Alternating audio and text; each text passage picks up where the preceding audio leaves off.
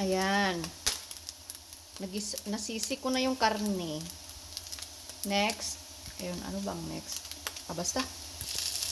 Nilagay ko na ang sibuyas and bawang.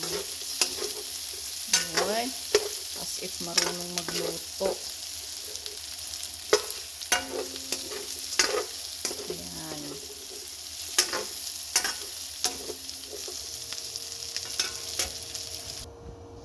Ayan, nilagyan ko ng tuyo at saka tubig. Tama ba yung ginawa ko?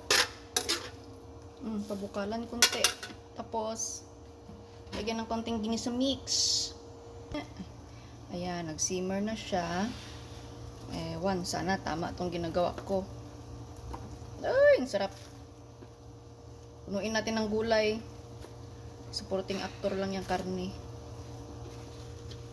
Actually, the best actor and actresses are mga gulays. Gadupay.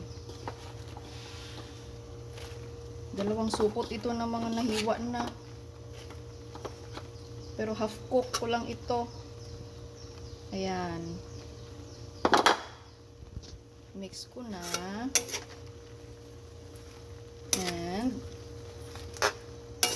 lasa-lasahan. Wala itong bagoong ha. Pinakbet na without bagoong. Ewan tawag nito.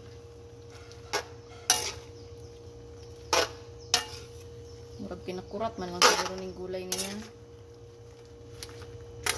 Basta, kahirap maghawak ng cellphone na naga-mix. Pakita ko na lang mamaya pagluto na. Ayan, tinakpan ko ng hindi ano tawag nito. Hindi sa kanya yung cover. Basta, takpan Ayan.